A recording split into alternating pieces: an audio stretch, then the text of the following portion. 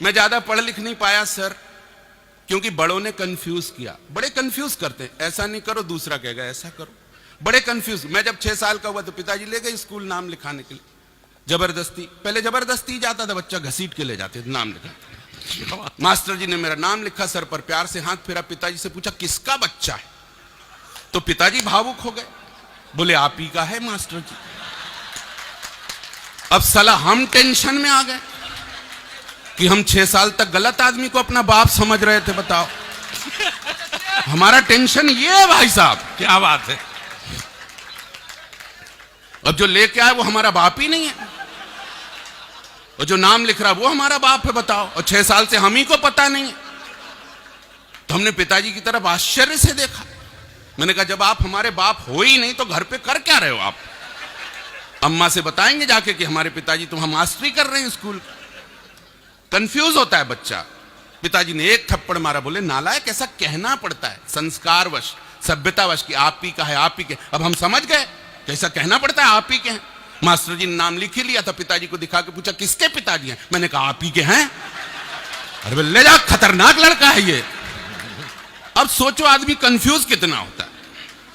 वो कहें तो वो सही, वो कहें तो ये। इस चक्कर में पढ़ाई नहीं की, इसलिए कोई ज्ञान की बात करेंगे नहीं। जो भी करेंगे मुस्कुराने की बात करेंगे, ठहाकों की बात करेंगे। मुझे 2 अच्छी पंक्तियां याद आई कि आपका दर्द मिटा। मेरी भी कोई बात, मैं भी ढंग की बात कह जाऊंगा बीच बीच में, अच्छी लगे तो कलेजे में ठक से तो तालियां वालियां उठा देना।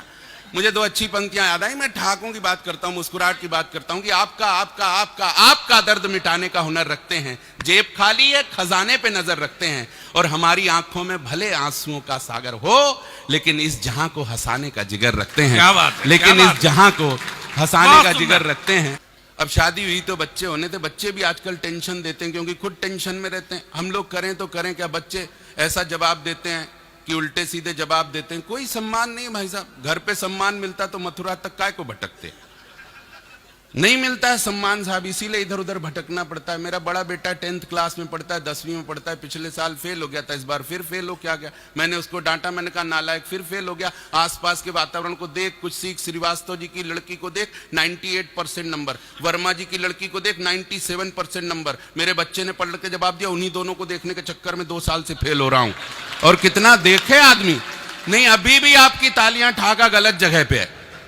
असली टेंशन ये नहीं, असली टेंशन अब आया। असली टेंशन है मेरा दूसरे नंबर का बेटा।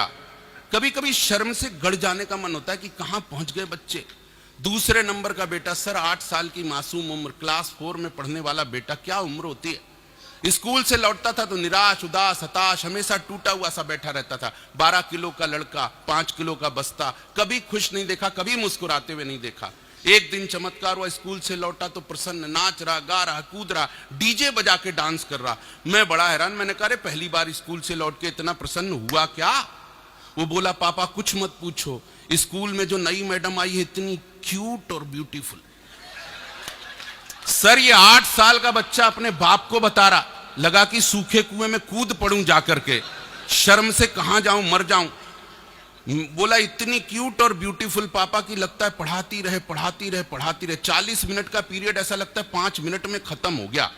मैंने कान पकड़ के उसको डांटा, मैंने कहा नालायक, यही संस्कार है। जो मैडम पढ़ाती है, तुझे शिक्षा का दान देती, तुझे ज्ञान देती, हमेशा उसको अपनी मां समझना चाहिए। मेरे बच्चे ने पलट के जवाब दिया, पापा आप हरदम अपनी जुगाड़ में रहते हो। असली टेंशन ये है भाई साहब, बच्चे पैदा होने बंद हो गए, डायरेक्ट बाप पैदा होने लग गए। टेंशन इस बात का है। तालियां किसी भी कविता का मापदंड नहीं होती। तालियां किसी भी कविता को छोटा बड़ा नहीं करती। तालियां हम लोग इसलिए बजवा लेते हैं सर आपसे, आदरणीय पाठक जी, योगेंद्र जी बैठिएगा, कोई दिक्कत नहीं। आपकी तालियों की आवाज बड़ी होनी चाहिए, मेरी आवाज में दम होना चाहिए। ये बाहर की आवाजें कोई दिक्कत नहीं करती, आपके कलेजे में छू जाए बस। ये कोई माइक आवाज कर रहा क्या है ना? पक्का ना? हाँ, कोई आपको तो मेरी आवाज बराबर सुनाई दे रही। हम लोग तालियां इसलिए नहीं बजवाते, कोई कविता छोटी बड़ी हो जाती है, बस आपका उत्साह पता चलता है। और इन दिनों तो हम लोग तालियां आपसे इसलिए बजवा लिया करते हैं क्योंकि वर्तमान दौर में ताली ही एक ऐसी चीज बची है जो कम से कम सांप्रदायिक नहीं है। वरना तो सारी चीजें बट गई साहब, रंग बट गए। हरा तुम्हारा, केसरिया हमारा, जानवर बट गए, गाय तुम्हारी, बकरी हमारी, तब ऐसे में ताली ही एक ऐसी चीज बची है मेरे दोस्त, जो चाहे हिंदू बजाए, मुसलमान बजाए, सिख बजाए, ईसाई बजाए, ताली की आवाज एक जैसी आती है। ताली गुजराती बजाए, मराठी बजाए, सिंधी बजाए, ताली की आवाज एक जैसी आती है। और मेरे मथुरा के अच्छे लोगों, संवेद तालियां तो इस बात पे उठे कि अमीर और गरीब आदमी की थाली में अंतर हो सकता है, लेकिन उसकी ताली में आज तक कोई अंतर नहीं होता है भाई साहब। इसलिए भी ताली वाली बजाते रहिएगा। बढ़िया सुन रहे हैं, सच बता रहा हूं, बहुत अरसे बाद इतने अच्छे श्रोताओं से रूबरू हुआ हूं, या यूं कहूं पहली बार। मुझे तो लगता है यहां का एक एक श्रोता पेटी में बंद करके बाहर भेजा जाना चाहिए। कसम से आप लोगों का तो भगवान कसम निर्यात होना चाहिए कि कवि सम्मेलन कहीं पर भी और श्रोता तो ये मथुरा के होना, और खासकर इस विश्राम घाट के होना। सच बता रहा हूं, किसकी कसम खाऊं? पाठक जी आप ही की खा लेता हूं, और कौन है आपसे बढ़िया आदमी? आप ही की खा लेता हूं, नुकसान कम से कम हो तो अच्छा है। आपकी कसम खा के कहता हूं कि कश्मीर से लेकर के कन्याकुमारी तक, इधर केरल से लेकर के कंधार तक, इस तरफ अटक से लेकर के कटक तक, उधर दोहा से लेकर के कतर तक, मैंने इतनी प्यारी ऑडियंस वाकई कहीं नहीं देखी। और ये बात मैं इसलिए भी दावे के साथ कह सकता हूं क्योंकि मैं इतनी दूर दूर तक गया ही नहीं।